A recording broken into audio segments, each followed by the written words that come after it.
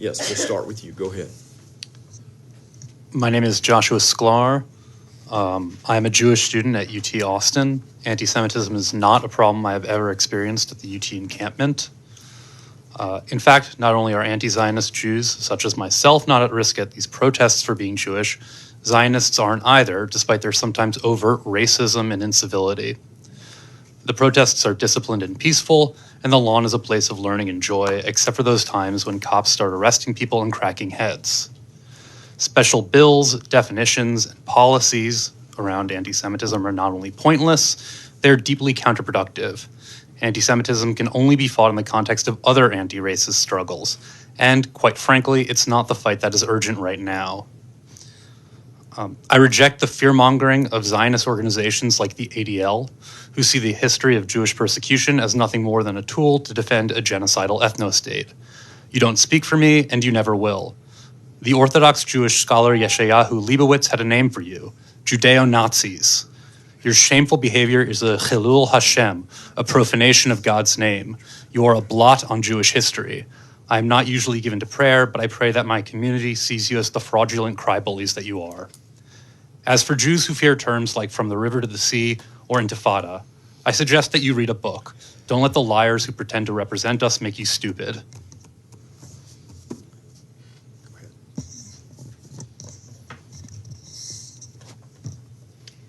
Good evening, Senators. My name is Lee Orfila, and I'm testifying in favor of free speech representing myself. I'm a graduate student and teaching assistant at UT Austin. I observed the protests at the end of this semester simultaneously from the perspective of a student and an educator with students of my own. I speak out of concern for them. There's been rhetoric which attempts to paint the actions of the police and administration as the neutral enforcement of established rules. However, from my observation, those rules have been applied differentially to target recent student protests. Police preempted students' actions and escalated the situation. We were told that it was not a peaceful protest because it was assumed that students were going to take aggressive action, but you cannot attack and arrest people on assumptions. We were told that the reason these protests were treated differently from other protests was because students did not follow the rules. Which rules? My understanding is that President Hartzell banned that specific protest in advance, so the protest would have been acceptable if it followed the rules of not existing. We were told that students broke rules by blocking walkways, but the police pushed protesters off the greens onto walkways and then arrested them. We were told that students broke the rules by wearing masks, a sensible precaution for large gatherings. We were told that students broke the rules by being too loud, even when they used no amplification devices, and I can personally attest that they could not be heard unless you were standing close by the protest. Police and campus administration hid behind the statement, "We are pro-free speech, but this protest broke the rules," and tried to use the continuation of other protests as evidence for their neutrality, when in fact campus rules were applied differentially to suppress this particular protest. Statements justifying police and administrator actions have been deliberately vague and misleading. This is not free speech. It is controlled speech. Thank you. Thanks. Go ahead. Hello, my name is Isabella Rizari. I am an undergraduate student at UT Austin representing myself. First of all, I did not vote for people past SB 17. I was not old enough to, nor were any of my friends and many of the people who were affected. I've lived in Texas all my life, and the entire time I've felt like most of my life I have been treated like a political pawn. I'm Mexican, I'm Puerto Rican, I'm queer, yet it doesn't seem like my very own representative seems to even want people like me in Texas. Having grown up, seeing how people treat my family, my friends, my peers, I've always seen and experienced this difference. I do not have the privilege to ignore my own background. And despite that and the threat of SB 17, I thought that no one would go beyond the scope of the law, tear down any programming related to supporting various identities. After all, after our UT markets itself as completely supportive of all their students. I'm a freshman. I barely got to even take some of this supportive programs before they were torn down. And now I cannot even go back to my family, my friends, many of them still in high school, without telling them that my experiences were not what we dreamed. I had high hopes for Texas, and despite the fact that many of my peers were choosing to move out to go to other universities like University of Michigan, who, as someone stated, has better diversity and inclusion programs. Tearing down diversity and inclusion programs is not even the playing field. It only alienates students who could possibly benefit from them. No one stood there at the door of the GSC of the Multicultural Center and told me to be a certain identity. No one barred me for not being enough of a Mexican or for being straight or for anything like that. So why tear it down? Mr. Bledsoe. Thank you, Mr. Chairman, members of the committee. I will be brief. I first want to start my comments off by saying that I think that one of the things that I think Senator West was getting at earlier for everyone to understand when he mentioned that it'll be important to vote is I think that there's not the kind of discussion that these committees used to have that takes place today. So there's not a great likelihood that we will have success in having our voices actually heard because of what's actually occurring. I know that, Senator, when I recall when you first rolled out this bill and Senator West asked you a direct question. He asked you what was DEI, and you said you didn't know. You needed to get someone to the committee that could actually explain it. And that is just enormously consequential to me, and we've come to where we are today. Senator, your letter that was sent was really an intimidating letter because it already judged a number of programs by indicating there was a problem, and then it indicated two things, that the state auditor would be auditing the schools, and number two, that funding would be at issue. So that's very intimidating. Now, let me answer a couple of things that you guys asked earlier.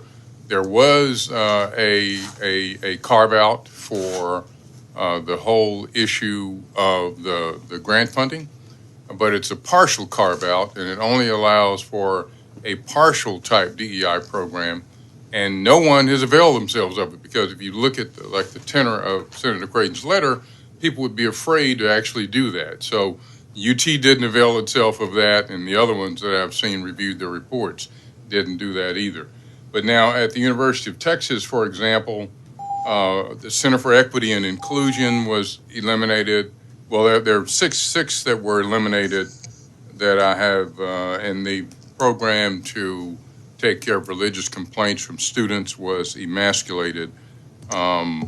But Chairman? Mr. Chairman? Yes. May he continue? We need to wrap it up as close as we can to 2 minutes, Mr. Bledsoe, so we're at 2 minutes. If you could wrap up that last thought. I've got a couple of questions for you.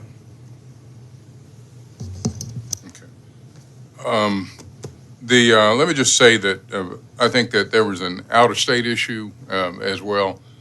And I know when you look at Nicholas Confessor's article out of the New York Times when he'd done the open records request, he was able to establish that there was a racial motivation behind the architects of SB 17. And that's one thing I think we really never talked about. That was really a motivation behind those who work with you to actually construct the legislation. And we talk about the motivation being to rectify discrimination over to bring about discrimination against African Americans and Latinos.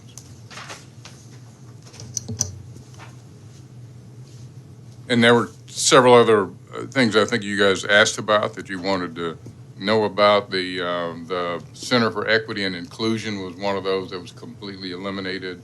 The Diversity Education Program was completely eliminated. The Gender and Sexuality Center was completely eliminated. And the Inclusive Campus Support was eliminated altogether. And I think, Senator, you asked the question earlier when they were talking with LDF and others in reference to the issue relating to the continued requirement that the university comply with federal law and Title VI and the federal Constitution. And I think that one thing that we have seen is that that's not actually occurring.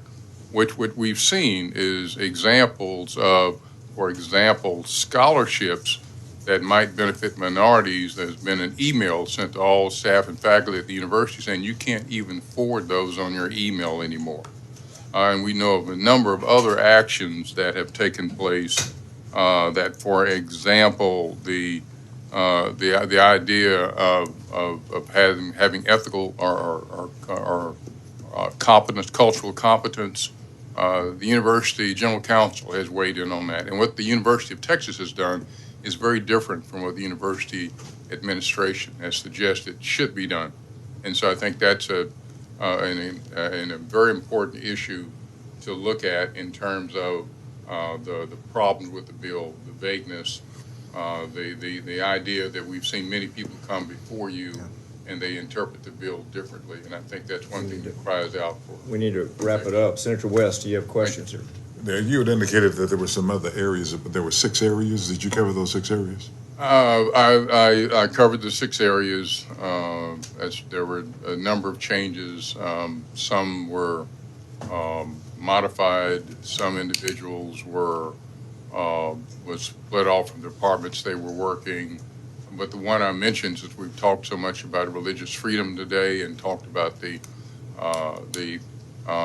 need to address anti-Semitism, well, it's kind of ironic that you would emasculate the office that the students would go to file complaints, where you get rid of those employees too. That's just mind-boggling to me.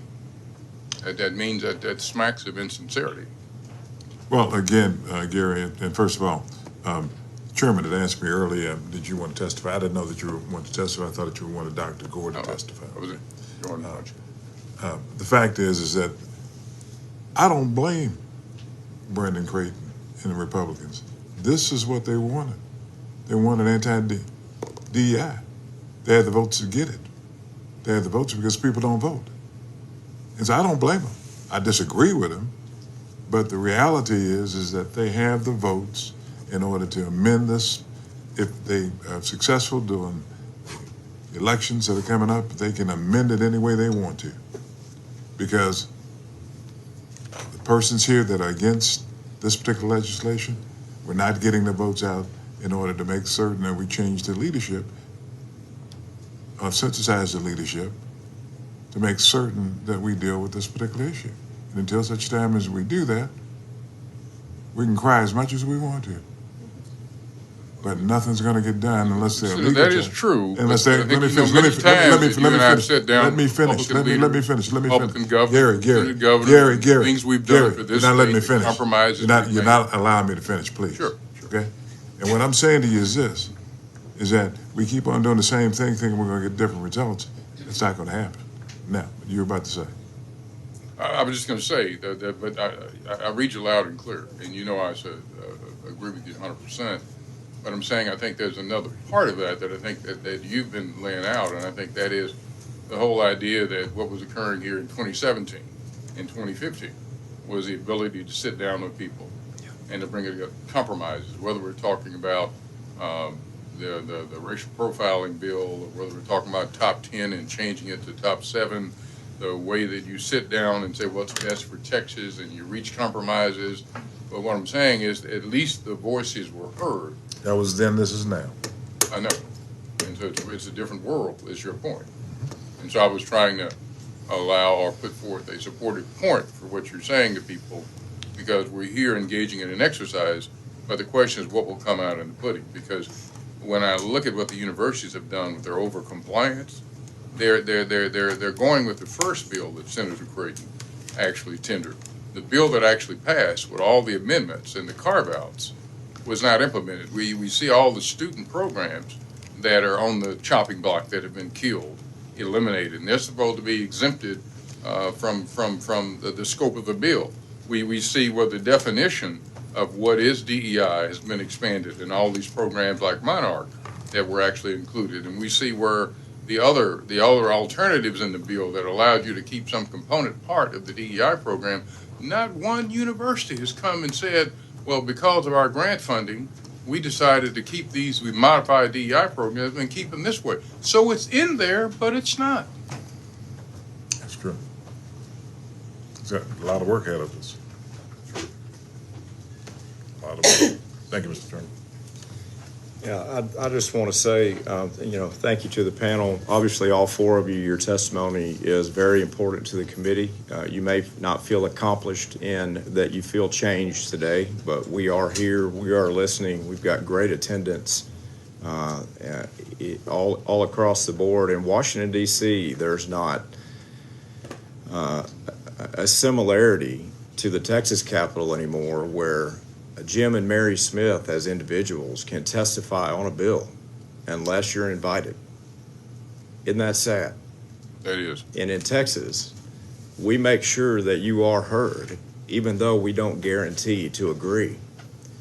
Any given bill, as Mr. Bledsoe mentioned, might be the 14th or 15th best idea at the end of the day when it might pass. Out of 10,000 bills, we pass about 1,000, so most of them don't pass, right? But there's a lot of changes along the way. Now, Mr. Bledsoe, there's no need for an exchange with the dais from here on, but I will say that your testimony in certain categories, especially implying that the author of the bill drafted the bill with racist motivation, is, let me see what the word you used, mind-boggling. That was the word you used. I couldn't agree more that your testimony is mind-boggling in nature, that you would defend a DEI program that excluded Asian Americans at Texas A&M University or terminated professors at Texas Tech for pledging to treat every student equally, shattering Martin Luther King's dream, that you would defend loyalty leftist political oaths, chilling free speech when admittedly liberal professors at the University of Houston said, it doesn't matter if I agree with that oath or not, I can't put my name on that because it absolutely annihilates the First Amendment in applying professors to cater to those that would willingly shove the First Amendment in a vault and lock it, disenfranchising everybody else in the room. So to imply that all of that effort, and that's just a few examples, I never said I didn't know what DEI was when Senator West asked me. I said that I wasn't going to define it for him. And when I went to the Senate floor, I explained for 8 hours what DEI was, and a Democrat senator, stayed up all night with his staff after my 8-hour debate to discredit every point that I made. And the next day on a different bill, validated every single point that I made in checking the studies and the references and the sites and everything that I used, and said he should have voted with us. So the fact that Texas Women's University is the most diverse campus in the state and has never had a university-funded sanctioned DEI program is testimony to the fact that all of this testimony for DEI shattering the things you say it's shattering, it didn't exist at Texas Women's, never funded by the university once. And my intentions were absolutely not racist as the author of the bill. It's actually standing up for those marginalized communities that have been hit by DEI in a weaponized fashion when no one else would stand up for them. So we might disagree on exactly the points that are being made, but we know what we're talking about on the effort to change the model. And it's frustrating when models change, right? In business, you change models, people lose their jobs, there's evolution, there's change, working all together towards diverse outcomes. But the way you get there might be disagreement on how you travel, what the model looks like, who's building the bus and who's driving it. And at the end of the day, we hope to work together, united, to achieve the outcomes you and I both want together. This panel is excused. Senator West, you certainly would be recognized by the chair for any other comments. You don't don't throw the baby out with the bathwater. That's exactly what I was going to say. You don't throw the baby out with the bathwater. I mean, we have, both you and I, all of us, have had different types of systems in the state of Texas where we recognized that change was needed. not only in higher education and transportation, health and human services, but we never have just thrown the entire system out. Sure, there may very well have been, and I agree with you, those examples that you gave are examples that are repugnant. But just because you had those few examples, that didn't mean that you throw the entire program out. You had the votes to do it, and you did it. I mean, you had the political power to get it done. But we didn't have to throw the entire system out. We should have been trying to fix the system in order to do exactly what you were talking about doing. But that wasn't the will of the body, nor the leadership, so it is what it is. Thank you, Senator West. You're excused as a panel. Thank you for your testimony. At this time, the chair will call Micah Chiba, Sofia De Loreto, Isabella De La Garza, and Brett Bays, Dr. Brett Bays.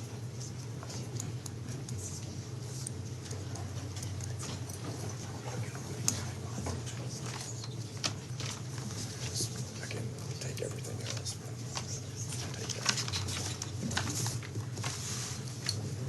Oh, sure, there's a couple other docs.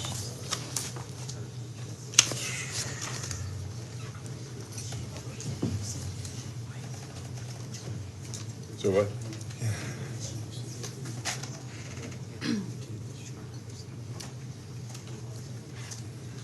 Help me, is it Micah Chiba? It's Mika. Mika, I could have guessed the other way just as easily. Thank you for the clarification. If you could start for us and your 2 minutes, and welcome. We appreciate your testimony. Hi, I'm Mika Chiba, and I'm representing myself. I just want to say that criticizing Israeli government or condemning their violent encroachment on Palestinian land is not anti-Semitic or anti-Jewish, just as criticizing the U.S. government does not make me anti-American, or criticizing the CCP doesn't mean I hate Chinese people. This is a ridiculous argument to even make. I was going to talk about a few other things, but people have mostly covered it by now, so I just want to talk about myself a little bit. I was arrested on UT campus on April 29th, but I'm not the outside agitator that UT is trying to frame me as. I'm a UT alumni. I graduated a year and a half ago with a double major, received many scholarships from UT. I studied abroad at 2 different universities, and I'm absolutely disgusted by UT's treatment of students and non-students alike during these protests. I had a Japanese friend text me about the police response to the student protests, and she said, "What is going on in your country? I thought this stuff only happened in Russia." UT should be ashamed of their response to the protests, and free speech and the right to protest must be protected. That was pretty short, but I guess if I could pose a question to you guys, how were the initial witnesses invited earlier on about anti-Semitism and free speech on campuses? Seemed a little bit biased, and why was a student that was in the protests not invited, or why wasn't a representative of a Palestinian org invited? If you could maybe, I don't know if you answer questions, but thank you. Yeah, we don't answer questions, but we can work with you and our staff afterwards. We Okay. always have an open door. Thank you.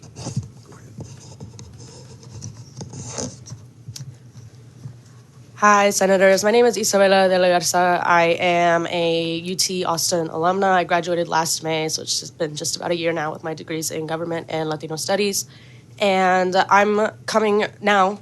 I testified a year ago as a student. I'm testifying now as an alum, and a very ashamed alumna because of the reaction from our university and the many legislators' defense of the university's reaction to pro-Palestinian protesters who were peacefully protesting and exercising their First Amendment rights as anybody in the U.S. should, and the shame I feel in the state-sanctioned police violence that a lot of people faced. And I'm very humbled to be next to somebody who was a direct victim of that.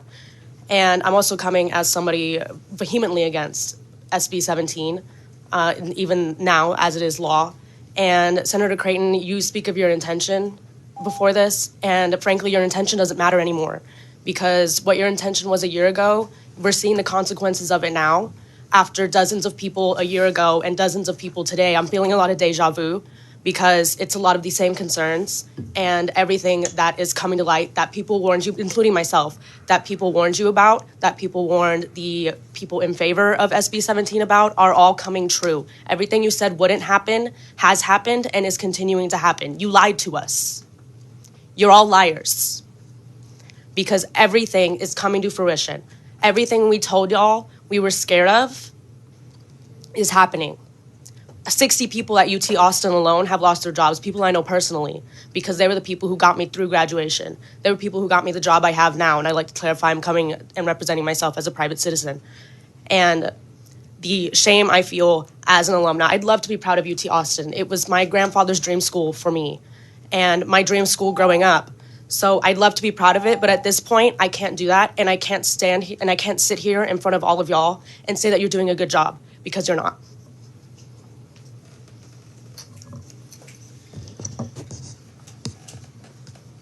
Go ahead. Hi, thanks for having me. I'm Dr. Brett Bays. I'm representing myself. You've been in committee before, Dr. Bays. Welcome. I'm sorry, what? You've been in committee before? I've not, no. Oh, okay. Yeah, well, first time. Glad you're here. Thank you.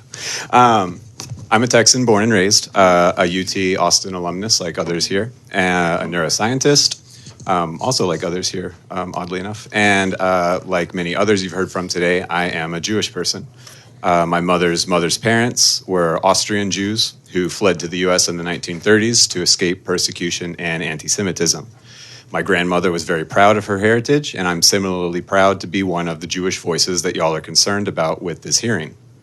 I'm a little confused, though, because when you, Hartzell, Abbott, talk about fighting anti-Semitism and protecting free speech, you actually mean only to protect people who support Israel.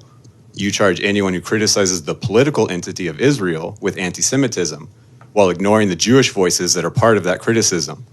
You ignore the fact that when we say never again in response to the Shoah, we mean never again for anyone, including non-Jewish people, and regardless of who's conducting the genocide. And so I'm here to politely charge you with anti-Semitism. When you tell me that the entity of Israel is the only legitimate voice of Jewish people around the world, that is anti-Semitism. When you tell me that I'm being paid off by some shadowy organization to protest destruction and death in Palestine, while you are literally being paid by lobbyists to support it, that is anti-Semitism. When you support the use of violent troopers on the UT campus to silence my voice and the voice of thousands of others, that is anti-Semitism.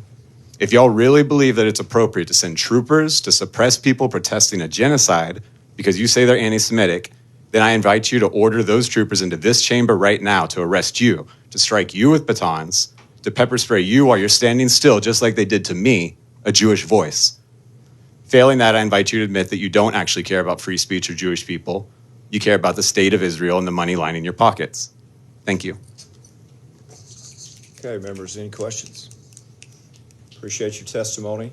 This time, the chair will call, you're excused. Thank you very much. The chair will call Erica Willett Chiba, Maria Warren Hernandez, and Jocelyn Sanchez. Felicity Willett.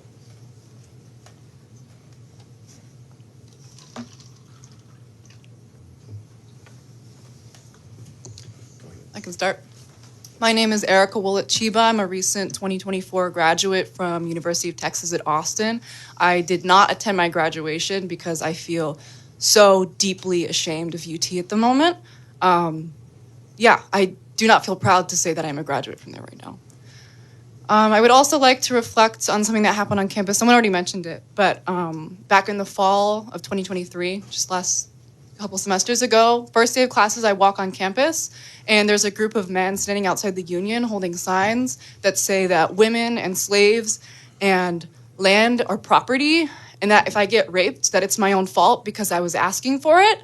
I saw them when I went to class, and they were still there when I went home. And the UT sent one police officer down on a bicycle, and I asked him, "Can you do anything about this?" And he said, "No, because of freedom of speech." And I said, "Okay." And then flash forward to April, I'm in jail because I was on UT campus asking my university to stop funding companies that create weapons to kill children in a genocide. I asked them that, and they put me in jail. And they put my sister and my two best friends in jail. So that's why I didn't go to graduation. And I find that UT is deeply hypocritical to defend. Who are you defending? Because it seems like you're only defending the people that fall in line with your agenda and when it's convenient for you. And you do not care about us and our freedom of speech. You're only defending some people. and I feel deeply disturbed by that. Also, we're on the right side of history, and if you look back at Black civil rights activists that went to diners and they sat in because they were peacefully trespassing, could you tell me that that form of resistance was wrong? Could you condemn that and tell me they weren't supposed to do that? I don't think so. Thank you. Thanks for your time. Go ahead. Hi, my name is Maria. I'm representing myself, and I first want to start by saying that I hate public speaking. I'm like super scared to speak in front of everyone, but I really thought it was worth it to say something. I was one of the protesters who was arrested and held in jail on April 29th, and I'm also an outside agitator. I was at UT supporting my friends who are students, alumni, members of the community. I live right by campus, and I've always been part of the community. I use the Greg Gym. I go to Cactus Cafe to watch open mics, and I've always felt very safe on UT. It's like a great part of the community that I live in. But I feel that outside agitator narrative is often used to discredit protesters and frame them as a boogeyman, like we're scary, we're part of this foreign collusion, when I'm just a person in the community who cared and wanted to support my friends. And the people that I was alongside were ACC students, alumni, local Palestinians, business owners, parents of students, teachers, artists, musicians, and Jewish community members. People who show up to multiple protests, I wouldn't say are agitators who we should be afraid of. Often they are just active members who care about different causes, as a lot of us do. UT is special because it is an open campus and it's part of a community. It's not separated and isolated. And being part of this movement, I've met a lot of really wonderful, caring, thoughtful, sensitive people who are trying to do the right thing, standing against genocide and injustice. And you can disagree, but writing us off as hateful, anti-Semitic, and simply misinformed is just untrue.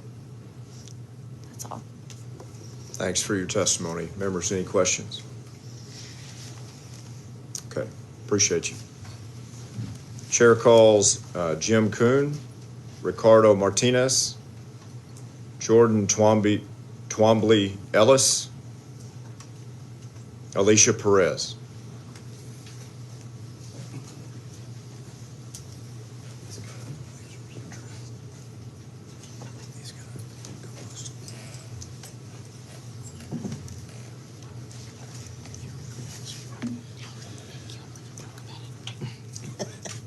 Ms. Perez? Yes, sir.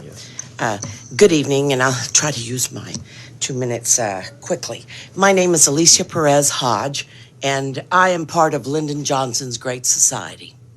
He believed, a great Texan, believed in DEI. He did. That's why I'm here. That's why I'm here free from poverty. That's why I am here with an education. It was those values that we have lost in Texas. Those, even Christianity.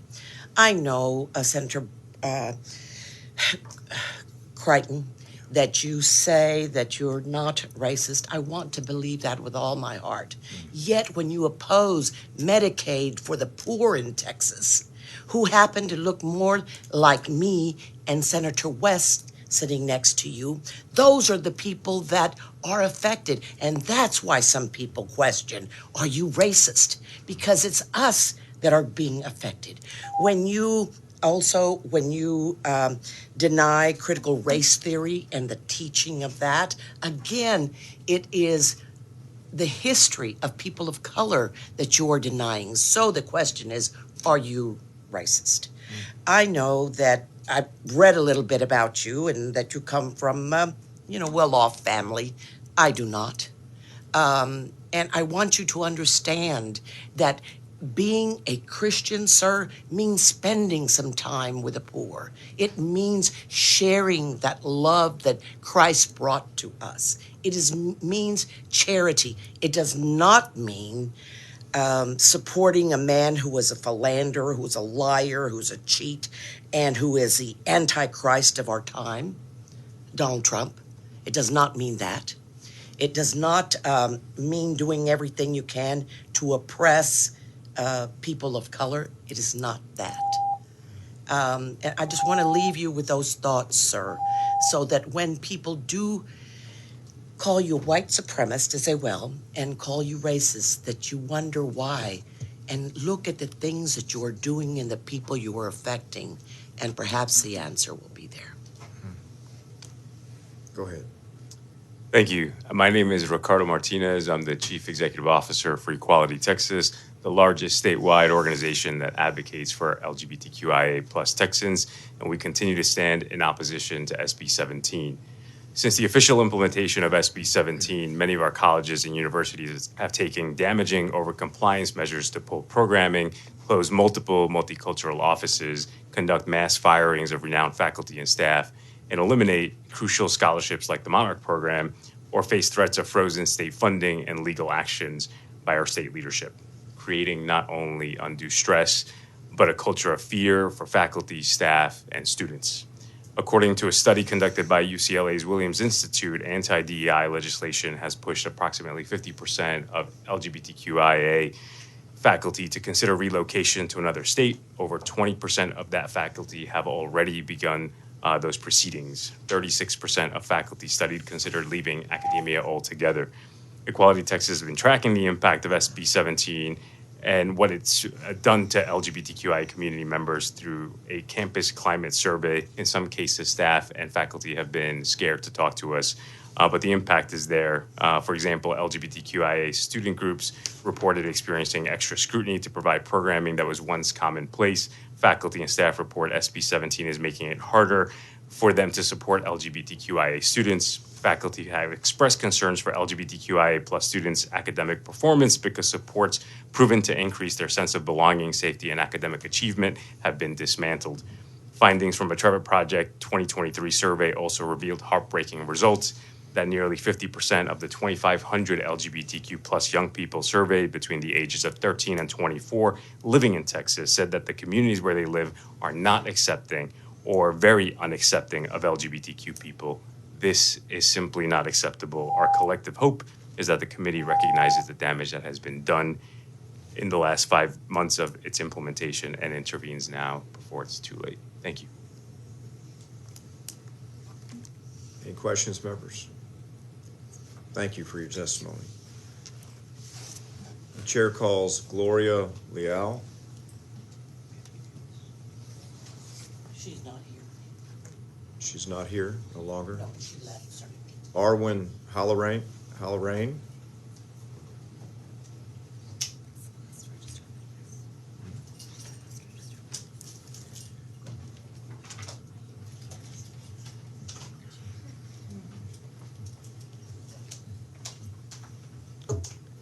And I believe we called you earlier, so. Called my sister. Called your sister, gotcha. Yep. Got it. So, yes, if you're ready, go ahead, state your name, and if you're representing yourself, say so, and then provide your testimony.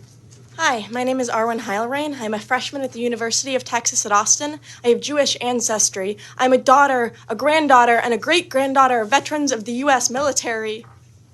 And I'm here today to testify about the ways that my university denied me my First Amendment right. I will not apologize for the way that my voice and my hands shake today, because that is because you are complicit in doing this to me. On April 24th, I attended a rally to ask my university to stop investing money in weapons manufacturing. As I gathered with others and prepared to peacefully march, rows of law enforcement encircled us. DPS troopers in riot gear, on motorcycles, on horseback, were on every side. All I had done was try to walk through campus. Law enforcement called for us to disperse, and I did my best to comply. Suddenly, there was a line of troopers shoving us all along the road, knocking folks over as they went. I didn't understand what was happening, so I stepped off to the side out of the way. Several police officers broke rank, came directly at me, knocked me to the ground, pulled my feet out from under me, twisted my arms behind my back until I could not feel my hands, threw me in a police car and took me to central booking, where I spent more than 18 hours in jail, 14 of which I was by myself in a cell. Returning to campus since then has been extremely difficult. The massive continued police presence has forced me to remember what they did to me for peacefully expressing my opinion. I am 19 years old. I have lived in Austin my entire life. I have been attending protests and rallies since I was a kid. Many people would say I am still a kid. I am still trying to come to terms with what happened to me. But what I do know is that my university tried to intimidate me, brutalize me, and blatantly denied me my freedom of speech on campus. That is unacceptable. As the lawmakers who have been put in charge of higher education, it is your duty to protect not just me and my peers' First Amendment rights, but also our ability to learn and feel safe at our university. I love my state. I love my city, and I love my university. I just want to feel safe again, please. Appreciate your testimony. Members, any questions? Thank you. Okay, members, is there any other business? Senator King. Yeah, Mr. Chairman, thank you. I just wanted to thank you. You didn't have to have this hearing today. You could have waited until January when we reconvene and take this issue back up. But you wanted to give the opportunity to the universities to come and tell us how implementation is going, to let us know the ups and the downs and the problems and the successes. More importantly, you wanted to let the public have all the time they wanted to come and testify about it as well. You've taken a lot of, I think, abuse today. You did not pass this bill. It passed by a majority of the members of the Texas House and the Texas Senate, and then the governor signed it. But I think there's been a lot of statements made about you today that I think were totally inappropriate. But I do want to just emphasize that you did not have this hearing. Nobody made you call this hearing. You did it so that you could hear from the universities and so that we could hear from the public. And I just commend you for doing that. Appreciate that, Senator King. Mr. Senator West. I concur with Senator King. You didn't have to have the hearing today, but we wanted to see exactly what was happening with Senate Bill 17. But the question is, how many witnesses do we have today? 148 witnesses testified, and we had a total of 214 that submitted a registration and possibly written testimony. So the question, and you recall when we had this hearing on Senate Bill 17 during the session, most people testified against the bill then, and overwhelmingly they testified against the bill today.